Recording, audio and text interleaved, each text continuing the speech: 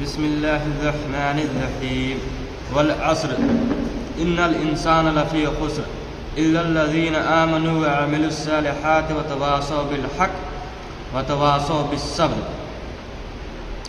شروع اللہ کے نام سے جو بے حد مہربان نہایت رحم والا ہے۔ قسم ہے عصر کی،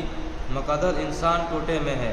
مگر جو لوگ کہ یقین لائے اور کیے بھلے کام اور آپس میں تاکید کرتے رہے سچے دین کی اور آپس میں تاکید کرتے رہے تحمل کی۔ سورہ عصر قرآن کریم کی بہت مختصر سی صورت ہے، لیکن ایسی جامع ہے کہ بقول حضرت امام شافعی رحمۃ اللہ علیہ اگر لوگ اسی صورت میں غور و تدبر کے ساتھ پڑھ لے تو دین و دنیا کی درستی کے لیے کافی ہے۔ اس صورت میں حق تعالیٰ نے زمانے کی قسم کھا کر فرمایا ہے کہ نوع انسان بڑے خسارے میں ہے، اور اس خسارے سے مستثنیٰ صرف وہ لوگ ہیں جو چار چیزوں کی پابند ہو: ایمان، عمل صالح، دوسروں کو حق کی نصیحت و وصیت اور صبر کی وصیت۔ دین و دنیا کے خسارے سے بچنے اور نفع عظیم حاصل کرنے کا یہ قرآنی نسخہ چار اجزاء سے مرکب ہے، جن میں پہلی دو جزء اپنی ذات کی اصلاح کے متعلق ہے اور دوسرے دو جزء دوسرے مسلمانوں کی ہدایت و اصلاح سے متعلق ہے۔ ان چار اجزاء کی تشریح یہ ہے کہ ایمان اور عمل صالح جو خود انسان کی ذات سے متعلق ہے، ان کا معاملہ واضح ہے، کسی تشریح کا محتاج نہیں، البتہ آخری دو جز یعنی وتواصوا بالحق تواصوا بالصبر یہ قابل غور ہے کہ ان سے کیا مراد ہے۔ لفظ تواصی وصیت سے مشتق ہے کسی شخص کو تاکید کے ساتھ مؤثر انداز میں نصیحت کرنے اور نیک کام کی ہدایت کرنے کا نام وصیت ہے۔ اسی وجہ سے مرنے والا جو اپنے بعد کے لیے کچھ ہدایات دیتا ہے اس کو بھی وصیت کہا جاتا ہے۔ یہ دو جز در حقیقت اسی وصیت کے دو باب ہیں، ایک حق کی وصیت، دوسرے صبر کی وصیت۔ اب ان دونوں لفظوں کے معنی میں کئی احتمال ہیں۔ ایک یہ کہ حق سے مراد عقائد صحیحہ اور اعمال صالحہ کا مجموعہ ہے، اور صبر کے معنی تمام گناہوں اور برے کاموں سے بچنا ہو تو پہلے لفظ کا حاصل امر بالمعروف ہو گیا یعنی نیک کاموں کا حکم کرنا، اور دوسرے کا حاصل نہی عن المنکر ہو گیا یعنی برے کاموں سے روکنا۔ اس مجموعہ کا حاصل پھر وہی ایمان اور عمل صالح ہے جس کو خود اختیار کیا، ان کی تاکید و نصیحت دوسروں کو کرنا ہوگا۔ اور ایک احتمال یہ ہے کہ حق سے مراد اعتقاد حقیہ لیے جائے اور صبر کے مفہوم میں تمام اعمال صالح کی پابندی بھی ہو، اور برے کاموں سے بچنا بھی، کیونکہ لفظ صبر کی حقیقی معنی اپنے نفس کو روکنے اور پابند بنانے کے ہے۔ اس پابندی میں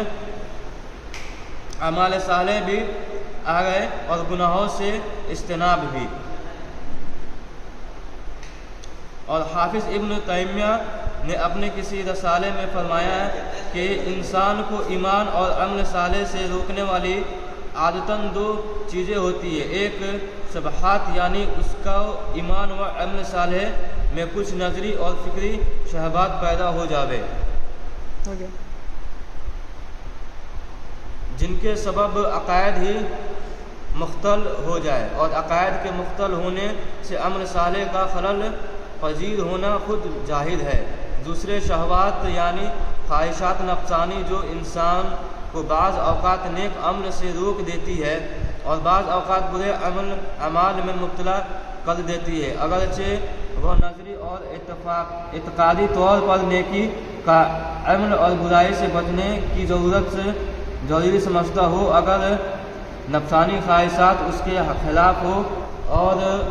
وہ ان خواہشات سے مغلوب ہو کر سیدھا راستہ چھوڑ بیٹھے تو آیت مذکور میں وصیت حق سے مراد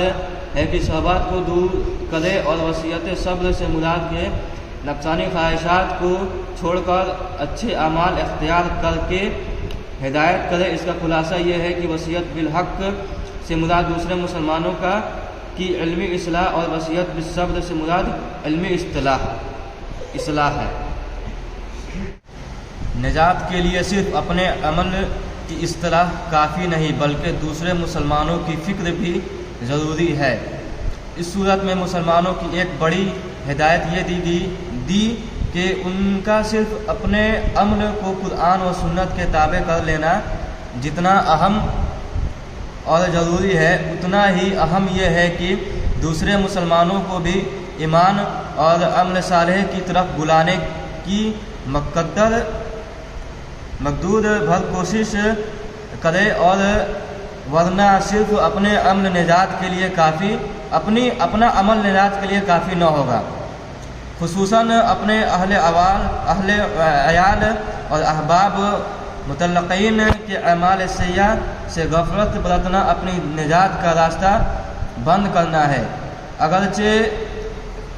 خود وہ کیسے ہی اعمال صالحہ کا پابند ہو۔ اس لیے قرآن و حدیث میں ہر مسلمان پر اپنی مقدرت کے مطابق امر بالمعروف اور نہی عن المنکر فرض کیا گیا ہے۔ اس معاملے میں عام مسلمان بلکہ بہت سے خاص تک غفلت میں مبتلا ہیں، خود عمل کرنے کو کافی سمجھ بیٹھے اور